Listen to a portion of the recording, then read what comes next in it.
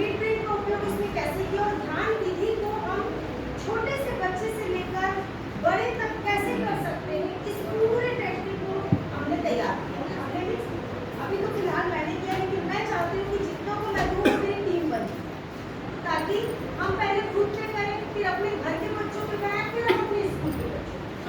और इसलिए सबसे पहला एक्सपेरिमेंट जो है वो मैं अपने घर से शुरू, अपने बच्चे से लेकर अपने आसपास और अपने आसपास से लेकर मैंने शुरू किया अपने स्कूल में मुझे अच्छा रिजल्ट मिला तो मुझे समग्र से 10 स्कूल, और वो 10 स्कूल में अच्छे रिजल्ट मिले तो मुझे अन्य जिले से भी बुलाया गया, और जब अन्य जिले से मुझे बुलाया गया तब फिर ये बात SCERT में पहुंची, और वहाँ पहले प्रोजेक्ट के लिए मुझे 3 स्कूल विद आदेश।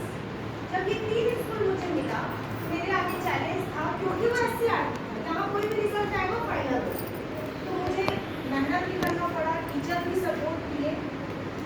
उसके साथ साथ आप यकीन नहीं करेंगे, कुछ बच्चे जो बोल नहीं पाते थे वो बच्चे बोलना सीखे।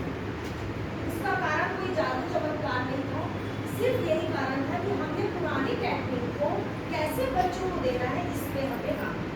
इसी को लेकर मेरे द्वारा बुक भी लिखी जा रही है, इवन 10-15 दिन में पूरी रेडी हो जाए। ये सारा मिल के मेरा एक प्लान ऐसा था, मेरी एक सोच ऐसी थी कि अगर मैं अच्छा कर पा रही हूँ, मेरे अच्छे बच्चे अच्छा कर पा रहे हैं, आगे कुछ संकुल अच्छा कर पा रहे हैं, तो मैं चाहूँगी कि सारे टीचर जो हैं इसका ये कार्य को जरूर शुरू करें। तो इसके लिए ये सारे काम हुए हैं। मैंने सिर्फ ट्रेनिंग ली नहीं, इसके लिए मैंने 7 राज्य से रिसर्च पेपर प्रस्तुतिकरण की, जिसमें 3 राज्य में मेरी पब्लिश हुई है रिसर्च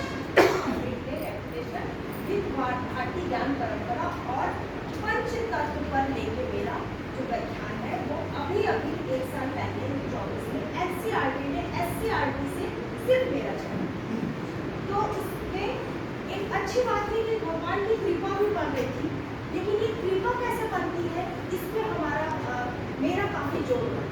ये कृपा पहले कभी नहीं बनती थी। मैं काफ़ी एवरेज स्टूडेंट थी, मेरे भाई बहन काफ़ी ब्रिलियंट थे मेरे से, तो ये चीज़ें मेरे अंदर कैसे आती थी कि मैं हमेशा नेगेटिव सोचती थी, ये बात मैं पहली बार शेयर कर रही थी।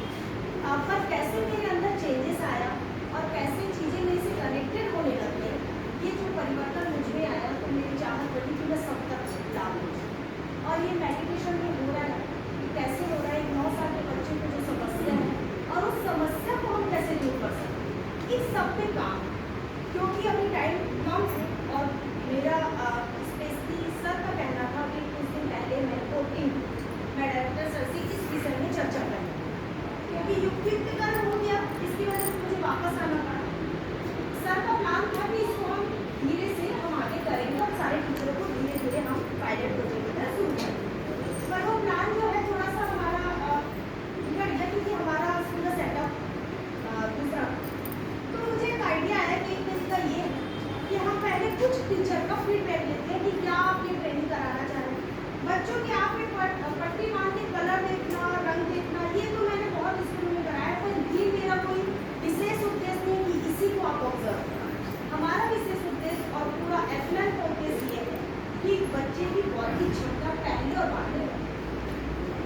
अभी उसके कुछ वीडियो हैं जो मैंने कई जगह में किया, लेकिन अगर मैं वीडियो दिखाई तो थोड़ा टाइम लग जाए, तो मैं एक काम कर सकती हूँ फिर भी, क्योंकि आप बिना फीडबैक देखे आप कैसे कह सकते हैं कि इसको हमको करना चाहिए।